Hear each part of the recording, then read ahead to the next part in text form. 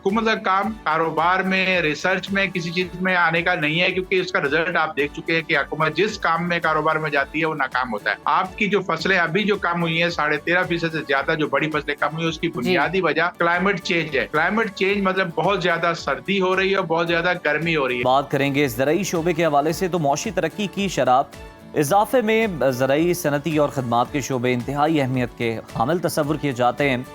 ज़राअत को मुल्की मईशत की रीढ़ की हड्डी की हैसियत कहा जाता है और इस शोबे का मुल्की GDP में हिस्सा तकरीबन 24% है और ये मुल्क में 37% के करीब रोजगार फराहम करने वाला शोबा है। इक्तसादी सर्वे के मुताबिक मौजूदा माली साल के लिए ज़राई शोबे की ग्रोथ 2% का हदफ मुकर्रर किया गया था। ताहम इस शोबे की तरक्की 1% से भी कम होकर 0.56% रिकॉर्ड की गई है। इस शोबे में बड़ी फसलों की पैदावार को अगर देखा जाए तो उसमें 13% तक की बड़ी कमी रिकॉर्ड की गई, जिसमें गंदम, गन्ना, कॉटन और मकई वगैरह शामिल हैं। सरकारी दस्तावेजात के मुताबिक रवा लाइफ स्टॉक की पैदावार 4.4% से बढ़कर 4.7% हो गई है। मवेशियों की आबादी में 3.7% तक इजाफा हुआ है। हुकूमत ने ज़राई शोबे में 1% से कम होने वाली तरक्की की वजह भी पोल्ट्री और लाइफ स्टॉक की पैदावार में इजाफे को बताया है। ज़राई शोबा तनाज़ुली का शिकार आखिर क्यों है, इस पर बात कर लेते हैं। हमारे साथ मौजूद हैं शोबा ज़राअत के माहिर डॉक्टर शम्सुल इस्लाम साहब। वेलकम टू सुनो पाकिस्तान। डॉक्टर साहब, मौजूदा माली साल के लिए अगर देखा जाए तो ज़राई शोबे की ग्रोथ 2% का हदफ था और 1% से भी कम तरक्की रही। आखिर आपके नज़दीक ज़राई शोबा बहरान का शिकार क्यों है? देखिए, पाकिस्तान बिलाशुबा एग्रीकल्चर कंट्री था। उसकी इकोनॉमी की बैकबोन एग्रीकल्चर थी, लेकिन अब उसकी बैकबोन टूट चुकी है और उसकी वजह नाकस पॉलिसीज का तसलसल है। मुसलसल उसकी पॉलिसीज गलत हुई हैं। पाकिस्तान में मैं आपको मिसाल देता हूँ कि ज़राई अदारे सूबाई और वफाकी हुकूमत के तहत कोई 200 से 250 के करीब हैं और उन्होंने मुरब्बों की जमीन ली हुई है। इस्लामाबाद में आप देखें तो पार्क नार्क के पास कितने एकड़ जमीन होगी, इसी तरह से आप चकवाल में देखें और दीगर इलाकों में देखें, आपको हर जगह इनकी बड़ी बड़ी कॉलोनियां नजर आएंगी, लेकिन इनपुट देखें उनका जो आउटपुट है वो कुछ नजर नहीं आती। कोई सीड डेवलप नहीं किया नया। जो आपके पास पुराने सीड थे, बासमती चावल जो एक मेजर क्रॉप है, उसमें भी इस साल डिक्लाइन आया, उसके अंदर भी कोई नया सीड नहीं डेवलप किया। और ना ही आपने देखा है कि कॉटन के अंदर, कॉटन में सबसे पहले खराबी शुरू हुई थी और वो भी हमने इसलिए हमारे यहाँ खराबी हुई, ये तासुर गलत है कि जी कीमतों का असर होता है। कीमतें तो एक आलमी मार्केट के हिसाब से तय की जाती हैं और जो मार्केट इंटरनेशनल कॉटन की होती है उसी हिसाब से पाकिस्तान में भी कीमत होती है। लेकिन उसकी बुनियादी वजह ये थी कि कपास का बीज BT जिसको कहते हैं GMO कॉटन की ट्रायल शुरू की गई पंजाब में और वो फिर फैला था। लेकिन आपको पता है कि हमारा काश्तकार इतना पढ़ा लिखा नहीं है। BT GMO कॉटन के लिए उन्हीं कंपनीज की, जिन कंपनी का बीज यूज करते हो, आपको पेस्टिसाइड भी यूज करनी होती है। लेकिन हमारा किसान जो है महंगा जब बीज ले ले तो फिर वो सस्ते पेस्टिसाइड यूज करता है जिसका कोई इम्पैक्ट नहीं होता। और रिजल्ट ये निकला कि आपने अभी जो आपकी जो क्रॉप आई है 30% आपके पास जो है इसकी कमी हो चुकी है जी।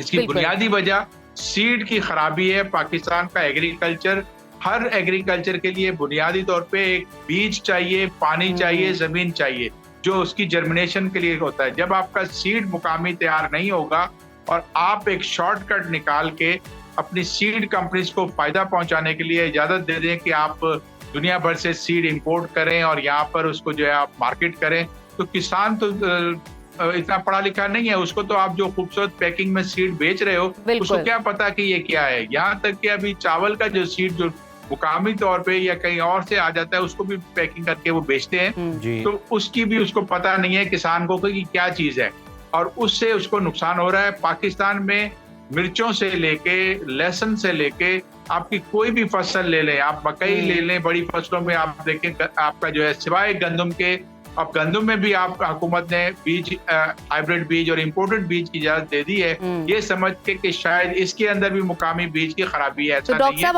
आपने बड़ा अहम नुक्ता उठाया है कि सीड की जो खराबी है वो एक बड़ी वजह है। किसान को जो है उसकी आमदनी जब बढ़ाई जाती है तो उसको मोटिवेट किया जाता है कि वो महंगी फसलें भी उगाए।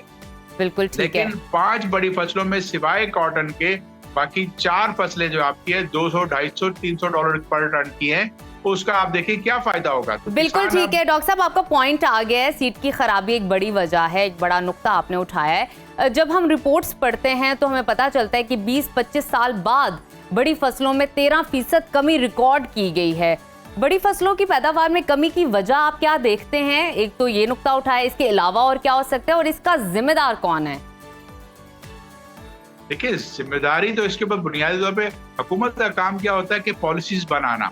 हुकूमत का काम कारोबार में, रिसर्च में, किसी चीज में आने का नहीं है, क्योंकि उसका रिजल्ट आप देख चुके हैं कि हुकूमत जिस काम में कारोबार में जाती है वो नाकाम होता है। आपकी जो फसलें अभी जो कम हुई है 13.5% से ज्यादा जो बड़ी फसलें कम हुई है, उसकी बुनियादी वजह क्लाइमेट चेंज है।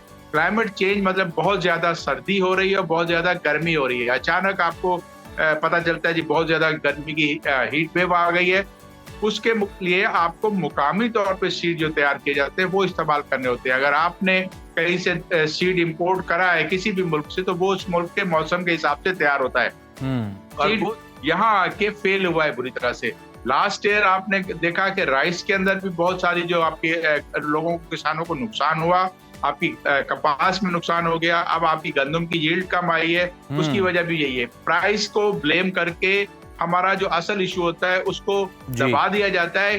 कीमतें तो आपको मार्केट ने, डॉक्टर साहब आप सही कह रहे हैं कि असल इशू को दबा दिया जाता है और फिर जो है ना वो दूसरे नुमाइशी दावे किए जाते हैं। जरा ये बताइएगा, क्या अगर हम देखें इसी तरह की मिलती जुलती सिचुएशन हम देख रहे हैं लाइव स्टॉक के हवाले से कि उसकी ग्रोथ के आदादोशुमार को बढ़ा चढ़ा कर दिखाकर, क्या आपको लगता है कि ज़राई शोबे की तरक्की का जो दावा है हुकूमत ये कर रही है, इसको सेल कर रही है? देखिए, लाइव स्टॉक जो है जानवर पालना किसानों का एक सेकेंडरी ऑप्शन होता है। काश्तकारी के साथ साथ जानवर जिसके पालते हैं, और उसमें बहुत ज्यादा बड़े बड़े कैटल फार्म नहीं है हमारे पास।